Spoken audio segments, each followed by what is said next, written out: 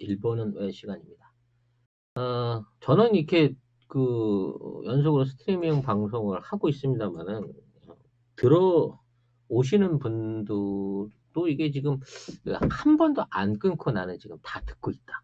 실시간으로 송 작가와 지금 5시간째 같이 하고 있다. 이런 분들 계신가요, 혹시? 신엘리사벳님, 네. 제이전형님. 그런가? 그분이 틀어만 놓고, 안 볼 수도 있잖아. 그런 생각은 안 해봤어? 어때요? 응?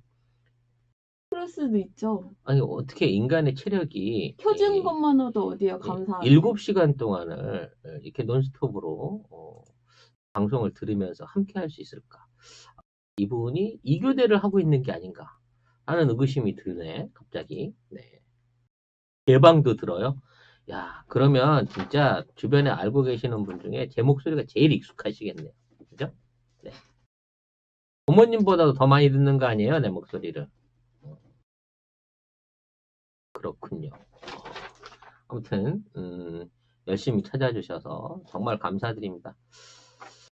최근 들어 약간 뭐랄까요, 방송 증가세라 그러나요? 방송 인력의 증가세라든지 전반적인 시청률들이 약간 하향 곡선을 타고 있습니다. 많은 분들이 이제 집안에만 계셔서 불안감이 높아져서 그런 게 아닌가라는 생각이 드는데요.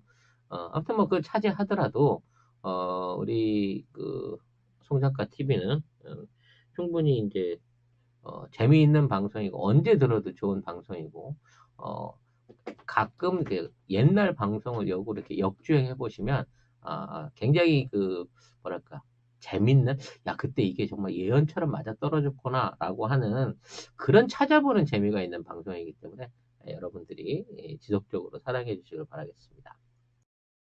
시작하기 전에 좋아요 한 번씩만 눌러주세요. 처음에 이름이 송중기인 줄 아셨다고 하는데, 외모상으로 봐서 충분하게 그런 오해를 받을 수 있는 여지는 있었죠, 제가. 네. 송중기인들 뭐 맨날 지금 같겠습니까? 나이가 들다 보면 저처럼 변하게 되는 게 인지상정이지요. 네. 실없는 소리 그만하고 방송 가겠습니다. 아직 뭐 식사를 하고 이제 그런 거 없습니다. 극한 직업이에요. 시작하면 끝날 때까지 물만 마시면서 방송을 강행하는 게 우리 방송의 모토입니다. 음. 시청자가 먼저 떨어지는지 출연자가 먼저 떨어지는지 극한 경쟁을 하는 극한 방송 송작가 TV 본격 시작해 보겠습니다. 일본은 이제 계속해서 좋은 소식만 계속 들리고 있어요. 일본 국민들은 잘 모르지만, 정체성을 잘 모르지만, 지금 일본의 경제 위기 상황이 가면 갈수록 뭐랄까요? 어, 끊임없이 안 좋은 일들의 연속이라 그래야 되나? 그런 것들이 나타나고 있습니다. 작년 4분기에 GDP가 역대 2위 기록으로 전년 대비해서 6.3% 정도 빠졌다고 합니다. 근데 요게 이제 GDP로 빠져서 6.3% 정도 되는 거지, 금액으로 빠진 거면 거의 사실상 역대 2위라고 해도 마찬가지일 거예요. 원래는 이제 소비세가 10월 달에 인상이 됐지만, 소비세 탓이라고 보기에는 빠진 수치가 너무 큽니다. GDP 6%면요, 100만 원 벌던 사람이 갑자기 94만 원 벌었다는 얘기거든요. 그런 식으로 한번 생각을 해보세요. 월급이 100만 원 받다 94만 원으로 줄면 얼마면, 여러분 1억이니까 좀 쉽게 설명을 드려야 되겠군요. 1억 받다가 9,400으로 줄었을 때 얼마만큼 금전적으로 생활에 타격이 오는지를 생각해 보실 필요가 있거든요. 근데 이게 단순하게 수치적인 거에 그친 거고요. 사실 앞으로 몰아칠 상황을 대비하면 더 어마어마하다는 것이죠. 일단 현재 바이러스 영향으로 인한 소비 위축은 아직 가만히 되지도 않았고요. 일단 그리고 이제 올림픽 취소가 이제 눈앞에 기다리고 있잖아요. 제가 장담하건대 6월 달 가면 올림픽 못 한다고 도로 반납하게 될 겁니다, 일본이. 네. GDP가 떨어진 가장 큰 이유는 제가 보기에는 내수 경기가 완전히 무너진 탓이고요. 그 내수 경기를 무너뜨리는데 우리의 국산품 불매, 일본산 국내 운동도 영향을 미쳤겠지만, 관광객들의 어떤 일본 진출이 굉장히 많은 영향을 미쳤을 걸로 생각합니다. 특히 한국 관광객의 60% 이상. 그럼 사실 그 일보러 다니는 비즈니스맨들 빼고 나서는 관광객은 거의 없다고 봐야 되는 거고요.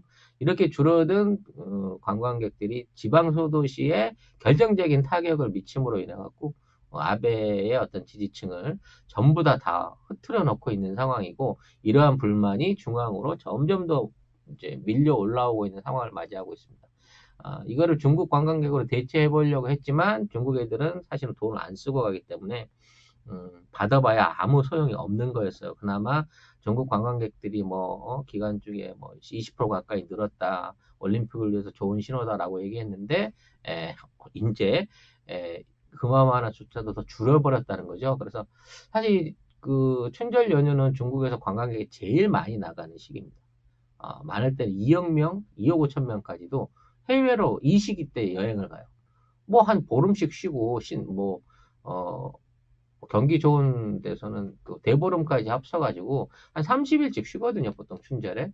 그렇기 때문에 해외여행들을 요때 다 잡아가지고 집중적으로 다 나간단 말이죠. 근데 이걸 감안해갖고 일본도 이번에 춘절 특수가 있을 거다, 중국 특수가 있을 거다 생각했는데 이게 싹 날아가 버렸다는 겁니다. 지금 죽을 맛일 겁니다.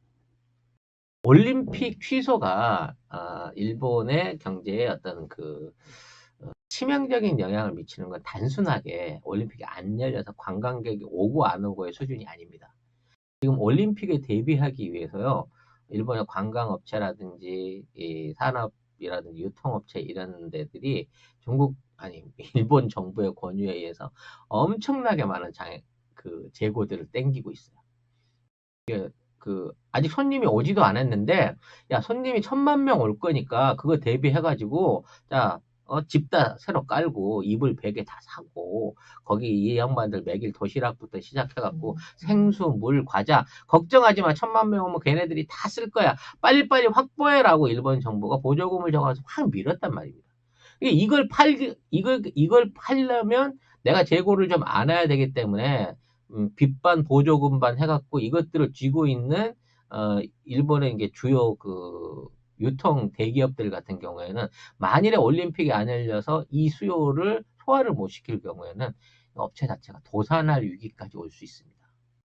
세이브라든지 이런 백화점 기업들, 그리고 물류를 담당하던 여러 가지 운행에 관련 택시, 전철, 비행기 관련한 것들, 숙박업소들도요. 사실 이제 방이 없는 것도 없는 거지만 그때 비싸게 팔라고 쉽게 말해서 가 매집을 해놓고 그때 가서 웃돈 받고 35만 원짜리 70만 원에 팔아야지 하고 이게 예약 안 받고 챙겨둔 방들이 꽤 있을 거란 말이에요. 이런 게 한꺼번에 빵 터지게 되면 일본은 처절한 디플레이션에 빠지게 되는 겁니다. 물건은 넘쳐나고 물가는 떨어지고 소비는 안 이루어지는 상황이 일본 올림픽 취소와 함께 다가오게 된다는 거죠. 그때 되면 정말 일본 경제는 폭망하게 됩니다. 그래서 현재 아베 정권 지지율이 41%까지도 확 떨어져 버리는 상황인 건데, 문제는 41%까지 떨어진 게 문제가 아니라 중도층이 없어진 거예요. 예전에는 하지마 키지마 그냥 중도층이 있어가지고 아베가 60% 65% 지지율을 가지고 있었다라고 얘기를 하면 나머지 사람들이 다 반대파는 아니었단 말이에요. 그냥 잘 모르겠다라는 수준이 있고 반대 지지율이 높지는 않았는데, 이 반대 지지율 의견이 46%로 일본 역대 정치권 중에 최대 수치를 지금 이루고 있다는 겁니다. 이게 그냥 단순히 옛날 같으면 잘한다 아니면 모르겠다는데 지금은 잘 못하고 있다가 46%까지 올라와 있는, 부정 의견이 올라와 있는 거고요. 특히 이번 방역 실패에 관해서는 52%의 설문 대답자들이 아베가 잘못하고 있다고 답변했다는 거. 이건 정권 차원의 지지율 유지를 막고 있다는 겁니다. 심지어 이 도쿄도의 지사까지도 올림픽 지금 열면 안 된다. 이거 무리하게 열었다가는 올림픽도 망하지만 도쿄도도 망한다라고 하면서 진중하게 내부에서 올림픽 연기 내지는 취소에 관한 얘기들을 공론화를 시키고 있어. 근데 이 도쿄지사가 원래 아베의 바로 직속 부하거든요. 내부 단속이 안 되고 있다는 거예요. 아베가 잘 될 거야. 우리는 올림픽을 치를 거야. 뭐 최근에 캐치프레이즈도 발표를 했다고 하는데 내용까지는 모르겠어요. 근데 아무튼 일본 내부의 그 지역 지자체를 비롯한 행정 조직들을 관리하고 있던 장악하고 있던 아베의 장악력이 풀리고 있다는 거예요. 사실 도쿄하고 오사카가 아베의 반대 세력으로 돌아서 버린다고 하면 이거는 뭐 뭐랄까 단순하게 이 서울시장이 야당한테 넘어가는 것 이상의 충격적인 영향을 줄 수 있는 게 일본 정계란 말이죠. 이게 워낙 카르텔이 세니까. 근데 이 정권 차원의 단속 붕괴가 이루어질 조짐까지도 일어나고 있다는 겁니다. 어, 그래서 이번 그 춘절 연휴 기간에 40% 이상이 이 급감한 그 중국인 입국에 의해 가지고 일본 관광업계가 패닉을 맞았습니다. 그러니까 단순하게 이제 관광객이 그 정도 안 들어온 거를 에, 그 경제적 규모로 손실로 계산해 놓고 보면 몇 천억 단위래, 몇 천억 단위. 그거잖아. 비행기 값 못 걷고, 뭐, 숙박비 덜 거치고, 식당 덜 팔릴 정도의 매출이다. 라고, 추산을 하는데, 경제 전문가들 얘기는 올해 상반기 때, 이번에 춘절 때 40%덜 들어온 중국 관광객들 손해 때문에, 올 상반기, 이제, 그 6월 달까지 누적 손실이 8조 5천억에 달할 거다라는 계산이 나와 있다고 합니다. 그러니까 말씀드린 대로 관광객들한테 제때 팔아야 될 물건을 못 팔고 올려야 될 매출을 못 올려서 내수가 위축돼서 무너지게 되는 효과가 8조 5천억의 경제적 손실이 이미 예고가 돼 있는 상황이다. 이렇게 가면 아베 정권 무사히 올림픽 치른다고 만용을 부리기에는 모르겠어. 아직도 뭐 지진이라든지 뭐 결정적인 하나가 더 부족한지는 모르겠지만 그럼에도 불구하고 아베는 올림픽 강행을 주장을 하고 있는 상황인 거다. 근데 일본 국민들의 심리적인 괴리감이 점점 더 멀어지고 있다. 아베와 올림픽은 절대 양립할 수 없다. 아베가 없는 올림픽이거나 올림픽이 없는 아베가 되거나 둘 중에 하나는 확실할 것 같다. 둘 다 없을 수도 있겠네요. 아베도 없고 올림픽도 없는 7월 달이 될 수도 있다라는 상황에 일본은 처해 있습니다. 올림픽 얘기가 나왔으니까 좀 보충을 좀 해드려야 될 그 뉴스가 있는데요. 오다이바 야외 수영장이라는 데가 있어요. 아시는 분은 아실 거야. 그게 도쿄의 무지개 다리, 여기도 무지개야. 무지개 다리가 보이는 그 수상공원이에요. 이 수상공원에서 이제 트라이슬론을 비롯한 야외에서 철인 3종 경기, 이런 경기들이 이제 열리게 되는 수영장인 거죠. 이제 여기는 패럴림픽도 여기서 열리기 때문에 한 4차례 정도 야외 수영장으로서 어떤 경기가 열린다고 합니다. 근데 작년에 이제 그 예비로 경기를 치렀는데 막 여기서 물에서 똥 냄새가 난 거야. 그래서 참가했던 그 선수들이 얼마나 놀랬겠어요. 그래서 왜 그런가를 찾아보니까 이번 이 도쿄도 안에 있는 그 하수 처리장이 정말 하수 처리장이 이 인근에 있는데 이 도쿄 올림픽을 치른다고 신도시 건설부터 시작해 갖고 주변에 이제 개축 공사를 많이 했겠죠. 그렇게 되다 보니까 이 오염 처리장의 용량은 한계가 있는데 이 오염 처리장으로 유입되는 오수량이 확 늘어버린 거예요. 근데 이게 오수 처리를 해가지고 먼 바다로 보내는 게 아니라 이 오다이바 경기장하고 가까운 그러니까 해변 쪽까지 파이프를 멀리 안 보내고 이 오수 처리장에서 약 1km 정도 떨어진 쪽에다가 처리된 물들을 배출하는 토출구를 만든 거야. 근데 오염 처리된 오염물이 너무 많이 들어오니까 오염 정제되는 율이 떨어진 거고 계속해서 밀려오는 그 떨어지는 그 배출수들을 그대로 강으로 흘려보낼 수밖에 없는 구조를 가진 거예요. 그러니까 새로 오수 처리장을 만들어 갖고 시설을 확장하거나 오수 처리를 옮긴다는 것은 상상도 못하는 상황인 거고 있는 처리장을 그대로 써야 되는 상황에서 용량이 늘어나게 되니까 이게 지금의 이제 말하자면 똥물 사태. 좀 더럽다 얘기가 아무튼 강물이 똥물이 될 수밖에 없는 상황을 맞이했다는 거죠. 그래서 이거에 대한 아까 말한 그 공학적인 해결 방법이 없어요. 공학적인 해결 방법이. 그럼에도 불구하고 다른 데서도 할 수 있는데 굳이 여기를 해야 된다는 거예요. 왜 여기를 해야 되느냐? 아까 말씀드린 대로 조경이 좋아. 그 강으로 레인보우 브릿지가 있고 그 뒤로 도쿄의 그 바다 쪽으로 있는 그 신도시 건물들이 쫙 있는, 그러니까 자기네들이 제일 보여주고 싶은 정광이 배경으로 있는 거예요. 근데 이 정광을 보여주고 싶어서 뿐이 아니라 그 배경 뒤쪽에 그게 나올 수 있도록 스폰을 한 대기업들의 후원이 있기 때문에 거기를 못 옮기게 된다는 거야.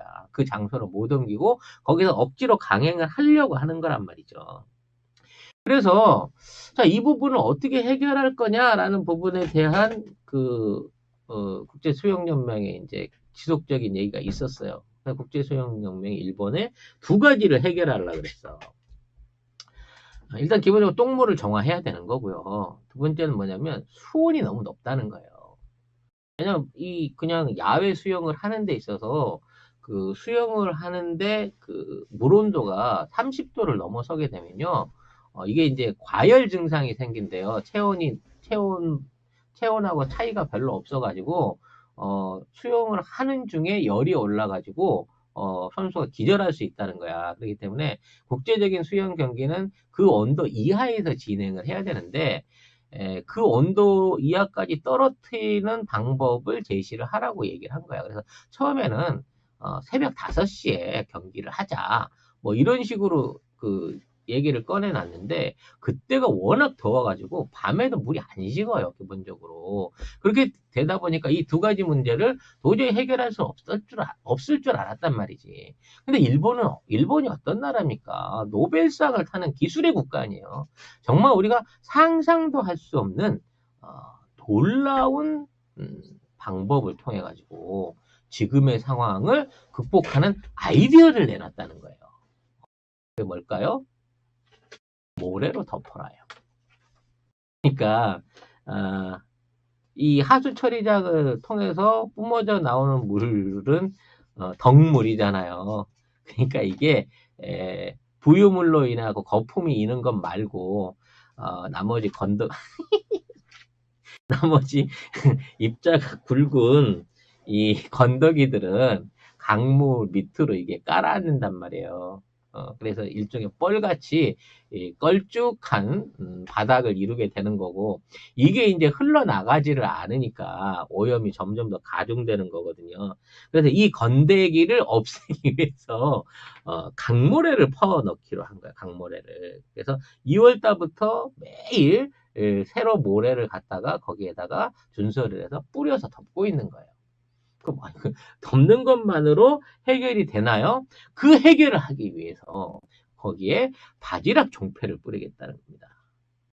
그러니까 바지락을 키워가지고 그 바지락이 모래에서 살게 되면 거기에 있는 영양물질, 침전 물질들을 먹어갖고 정화를 시킬 거다! 라고 하는 정말 놀라운 자연 친화적인 발상을 일본 정부가 이걸 공식 대책으로 꺼내놓은 거예요. 네. 대단하지 않습니까?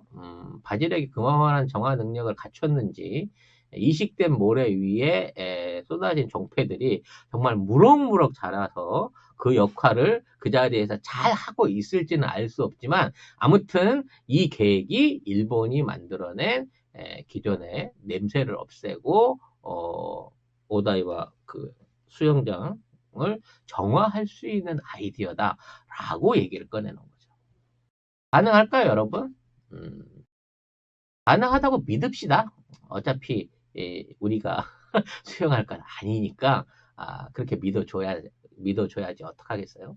그래서 아무튼 7월 달까지 계속해서 새로 모래를 뿌리고, 왜냐면 새로 뿌려야 되는 거예요. 왜냐면 계속해서 하수는 계속 나올 거잖아요. 오늘 모래를 뜯어서 덮어 놓으면 내일은 그 위에 새로운 건더기가 쌓일 거고, 그럼 그 위에 새로운 모래를 뿌려 가지고 이걸 다시 덮고, 그리고 이게 이제 물에 이렇게 왔다가 흘려 지나가면서 이게 골고루 널리 펴지는 상상이 되시죠, 여러분?